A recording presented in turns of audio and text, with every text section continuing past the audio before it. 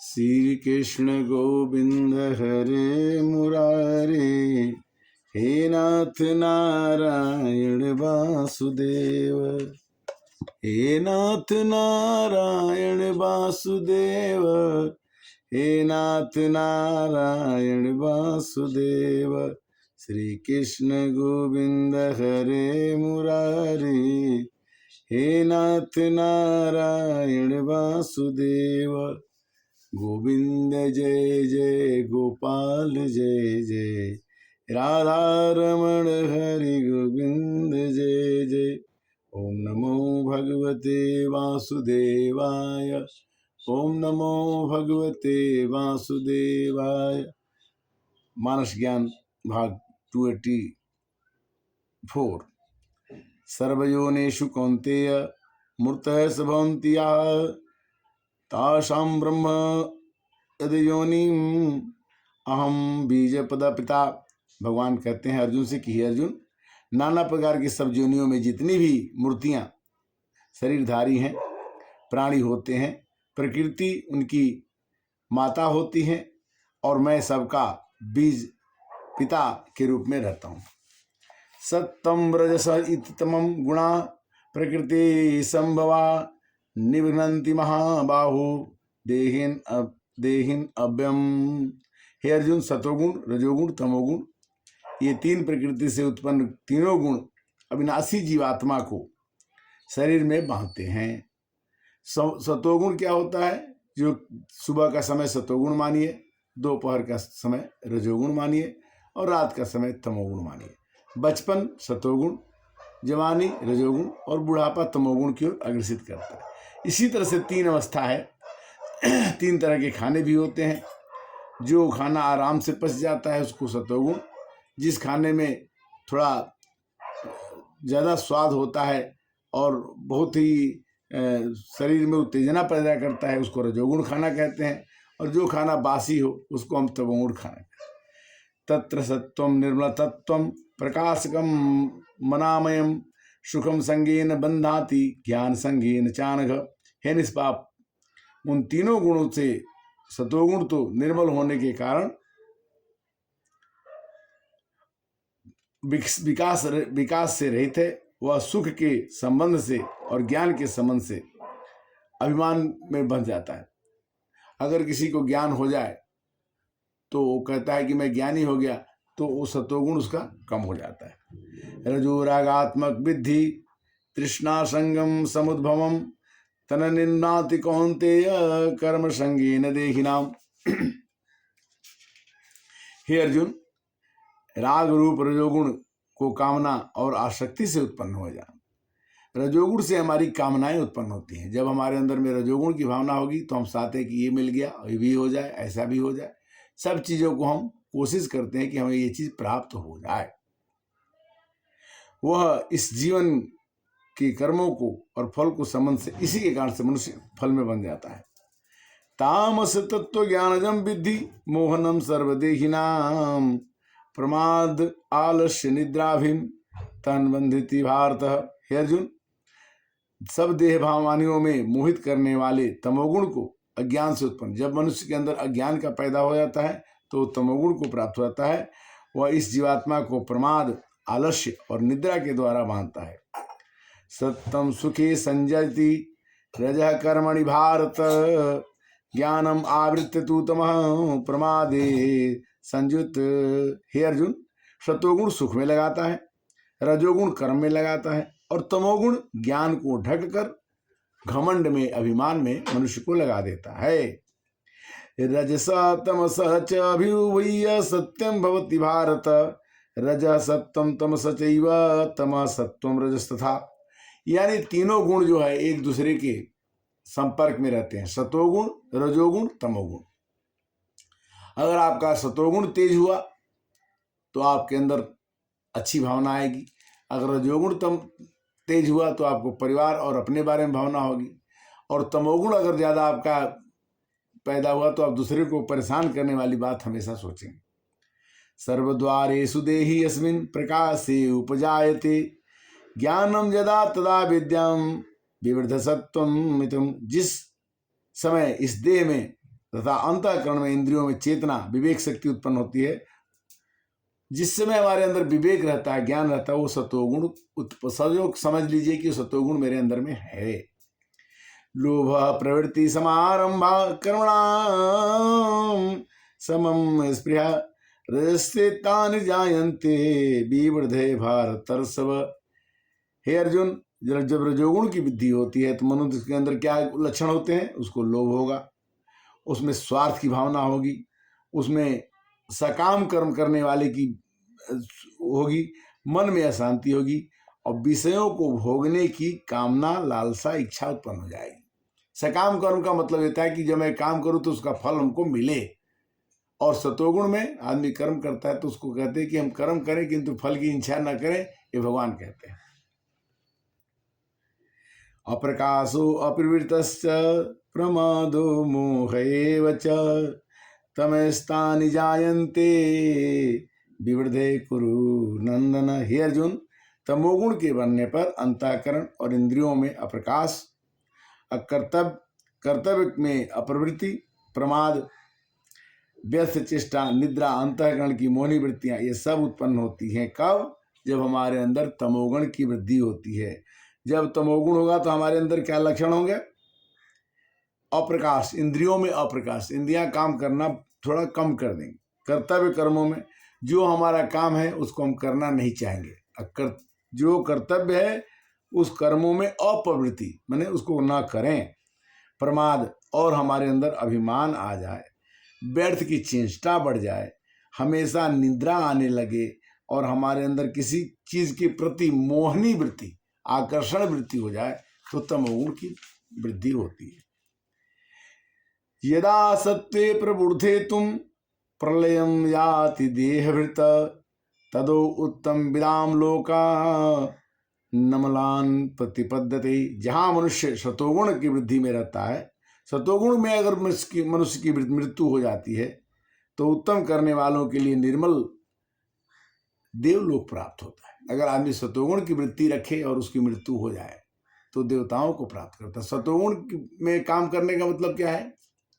कि मनुष्य दूसरे के हित करते हुए अच्छे कर्मों के द्वारा वो किसी को कष्ट न दे, उसमें सब सद्गुण हो, ये सतोगुण है। सतोगुण में रह करके अगर मृत्यु होती है तो अवश्य न अवश्य उसे देवता के लोक में जाने की हो सकता है। किंतु रजसी प्रलयम गत्वा कर्म संगीषु जायते तथा प्रलीनम तमसी मूढ़यो निसी जायते। अगर मनुष्य रजोगुण बढ़ने पर मृत्यु को प्राप्त होता है तो तमोगुण के बढ़ने पर मरा हुआ मनुष्य कीट होता है, और रजोगुण के मृत्यु होने से मनुष्य का मनुष्य ही रहेगा। और अगर वो गलती से तमोगुण की प्रवृत्ति रखता है कि दूसरे का बुरा हो तो उसे कई तरह के जानवर की जोनियां प्राप्त होती हैं। कर्मणः सुकृत स्याहु सात्विकम निर्मलम फलम रजसम तु फलम दुखम अज्ञानम तमसम फलम। श्रेष्ठ कर्म अगर हम करते हैं तो सात्विक सुख मिलता है, उसके ज्ञान के द्वारा वैराग्य प्राप्त होता है। और राजस कर्म हम करते हैं तो उससे हमें दुख मिलता है, और तामस हम कर्तव्य करते हैं तो हम उसको अज्ञान की प्राप्ति होती है। तामस में हमेशा हमारा ज्ञान ढक जाता है। सत्वात् संजायते ज्ञानम रजसो लोभ एव च प्रमादो मोहो तमसो भवतो अज्ञानमेव च। सतोगुण से ज्ञान की वृद्धि होती है और रजोगुण से लोभ की वृद्धि होती है और तमोगुण से घमंड की और अभिमान की वृद्धि होती है। किंतु सतोगुण, तमोगुण और रजोगुण, ये तीन गुण मनुष्य को बांध देते हैं। सतोगुण का मतलब आपके अंदर सत्व की प्रवृत्ति हो, धर्म की प्रवृत्ति हो, अपने अंदर अच्छे कर्तव्य करने की प्रवृत्ति हो, निर्मलत्व की प्रवृत्ति हो, मनुष्य के अंदर ईर्ष्या न हो, अभिमान न हो, मुमुक्षुता हो, तितिक्षा हो। कई गुण हैं जो मनुष्य को सतोगुण से बांधते हैं। और रजोगुण में मनुष्य काम करता है, सकाम कर्म करके अपने जीवन को चलाता है, अपने परिवार को चलाता है और स्वार्थी बन करके काम तो करता है किंतु अपने लिए ही करता है। मानस कहती है कि स्वार्थ बस परलोक नसाना, अकर ही मोह बस अघ नर नाना। मनुष्य कर्म करता है और ऐसा कर्म करता है कि उसमें पाप भी करना पड़ता है और पाप करके वो फंस जाता है। एक बार वाल्मीकि जी, ऐसा कहा जाता है कि अंगुलीमाल एक डाकू थे, वो सबका पैसा छीन लेते थे और इसी के आधार पर वो अपना परिवार चलाते थे। एक बार संत आए, बोले कि पूछ के आओ घर वालों से कि जितना तुम पाप करते हो क्या तुम्हारे में से पाप में से कोई लेगा। तो घर वालों ने बोला कि तुम किसी तरह से कमा के परिवार को चलाओ, हम तुम्हारे पाप के भागी नहीं होंगे। तब वो संत बन गया। कहने का मतलब यह है कि आपके और हमारे किए हुए कर्मों का फल आपको और हमको ही मिलता, दूसरा कोई नहीं। कर ही मोह बस अघ नर नाना, अस्वार्थ बस परलोक नसाना।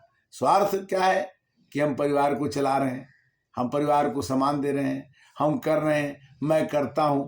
जब तक मेरे अंदर मैं की भावना रहती है तब तक मनुष्य सब कुछ करते हुए भी वो कुछ कर तो रहा है और उसका फल तो मिल रहा है, किंतु उसके मन में शांति नहीं रहेगी। शांति तब होगी कि करते हो तुम कन्हैया मेरा नाम हो रहा है, प्रभु आपकी कृपा से सब काम हो रहा है। मानस कहती है, रामचरितमानस में आता है कि हे प्रभु, आप हमको ऐसा ज्ञान दे दीजिए, ऐसी भक्ति दे दीजिए कि मैं काम करूं किंतु हम अपने को कभी करता न मानूं। गीता भी यही सिखाती है, रामायण भी यही सिखाती है। हम क्या करते हैं, हम फंसते कब हैं, जब हम कोई काम करके अपने को मान लेते हैं कि करता मैं हूं। अगर आप कर भी देते हैं या हम कर भी देते हैं, हम अपने को करता न माने कि ये काम मैं कर रहा हूं, तो शायद मनुष्य के अंदर में एक भावना आएगी और इससे संसार सुखी होगा और वो भी सुखी रहेगा। सभी जानते हैं कि करता कौन है और कौन करा रहा है। बिना भगवान के किए हुए कुछ भी काम नहीं होता है। वैसे तो हम 25-26 तत्वों से बना हुआ यह शरीर है और इसमें कर्ता नाम का कोई एक चीज नहीं है। आँख का काम करती है, नाक का काम करता है, कान का काम करता है। उसी तरह से हर एक कार्य को संपन्न होने में एक कर्ता हो ही नहीं सकता। रोटी जो बनती है उसमें प्रकृति की जरूरत होती है, धूप की जरूरत होती है, खेत चलाने वाले की जरूरत होती है, पानी देने वाले की जरूरत होती है। यानी कहने का मतलब यह है कि कर्ता रूप में ईश्वर ही सब ही नचावत राम गोसाई, अपने रहत लकुटी की नाई। मानस ज्ञान एक माध्यम है जिसके द्वारा हम आपसे मिलते हैं, रामचरितमानस की चौपाइयों को चर्चा करते हैं और इसी बहाने से हमारा भगवान का नाम का चर्चा हो जाता है। और आपके पास पहुंचने से अगर थोड़े भी ज्ञान की बातें आपको मिलें तो हमारा जीवन धन्य होगा, क्योंकि जीवन में हम किसी को कुछ दे नहीं सकते। हमारे को दाता एक राम, भिखारी सारी दुनिया। देने वाला तो एक ही है, जो जिसको देता है वो उसी को देता है, माध्यम बना देता है कि हम किसी को कुछ दे रहे हैं, हम किसी से कुछ ले रहे हैं। देनहार कोई और है, देत रहे दिन रैन, मेरा इसमें कुछ नहीं, ताते नीचे नैन। अगर हम किसी को कुछ देते हैं तो हमारी आंखें नीची हो जाती हैं और हम देते हुए आंख नीचे करके देते हैं कि मैं दे तो रहा हूं, मेरा हाथ दे तो रहा है, किंतु असली दाता मैं नहीं हूं। देनहार कोई और है, इसका देने वाला कोई है। मकर संक्रांति 15 तारीख को मनाई जा रही है और मकर संक्रांति में दिया हुआ दान कई गुना बढ़ जाता है। हमें देने की प्रवृत्ति होनी चाहिए। देता वही है जिसके अंदर में सतोगुण हो। रजोगुण में आदमी अपने ही कामनाओं को, वासनाओं को, इच्छाओं को पूरा करने में लग जाता है। तमोगुण में आदमी दूसरे का जो मिला उसको छीनने के चक्कर में रहता है। सतोगुण ही ऐसी एक प्रवृत्ति है जो मनुष्य को देने की ओर अग्रसित करती है कि जब तक तुम किसी को दोगे नहीं, दानी बन जाओ, तो तुम्हारे पास अपने आप आ जाएगा। सतोगुण, रजोगुण, तमोगुण, ये तीनों गुणों की चर्चा गीता के अध्याय 14 में हुई है और आज हमने इस 14वें अध्याय की चर्चा आपसे की है। अगर आप किसी तरह से सतोगुण, रजोगुण और तमोगुण तीनों गुणों की व्याख्या समझते हैं तो गीता में ये 14 अध्याय पढ़ करके भी आप समझ सकते हैं। और गीता श्री स्वामी ज्ञानानंद जी द्वारा आजकल जियो गीता है जो इसका ऐप है, इसको आप देख सकते हैं। जियो गीता के माध्यम से आप गीता पढ़ सकते हैं, सीख सकते हैं और गीता का अर्थ समझ सकते हैं। जियो गीता का मतलब हम गीता के उपदेशों के आधार पर जीना सीख जाएं तो हमारे जीवन में और साध नाम की चीज हमेशा के लिए खत्म हो जाएगी। हम नहीं कहते हैं, ये कई संतों ने सिद्ध किया है, कई विदेशियों ने सिद्ध किया है और आज भी हम गीता से बहुत दूर हैं, लोग पढ़ते नहीं हैं। लोग कहते हैं कि गीता संस्कृत में है, नहीं, गीता संस्कृत के अलावा हिंदी में भी उपलब्ध है। इसे हमें लेना है और लेके घर घर में इसको खुद पढ़ें और दूसरे को पढ़ने के लिए उद्वेलित करें। यह मेरा सादर अनुरोध है कि गीता किसी एक धर्म को नहीं, किसी धर्म की अवहेलना नहीं करती, किसी चीज की। आप गीता पढ़िए, हो सकता है कि आपको एक बार में समझ में आए। हमने तो करीब कई बार पढ़े और पढ़ते पढ़ते करत करत अभ्यास से जड़मति होत सुजान, रसरी आवत जातते सिल पर परत निशान। कई वर्षों के बाद थोड़ा सा पता चला कि जियो गीता, गीता का व्याख्या कई संतों ने, कई महात्माओं ने, कई विद्वानों ने की है और गीता प्रेस से भी मिलती है। और भगवान यही कहते हैं, भगवान की मुख द्वारा गाई हुई गीता को अगर हम 5000 साल के बाद भी पढ़ते हैं तो उसकी मिठास वही रहती है। जैसे हम गुड़ खाएंगे तो हम 10,000 वर्ष पहले भी गुड़ खाएंगे तो मीठा था और आज भी खाएंगे तो मीठा रहेगा। उसी तरह से गीता हमारे जीवन में उतर के आ जाए, गीता हमारा जीवन बन जाए और श्री स्वामी ज्ञानानंद जी महाराज जी कुरुक्षेत्र में उनका आश्रम है, वृंदावन में उनका आश्रम है, हरिद्वार में आश्रम है, वो प्रचार तो कर रहे हैं किंतु एक अकेला थक जाएगा मिलके, बोझ उठाना साथी हाथ बढ़ाना, साथी हाथ बढ़ाना। आप इस गीता के यज्ञ में कूद कर मिलकर गीता ज्ञान को बढ़ाएं।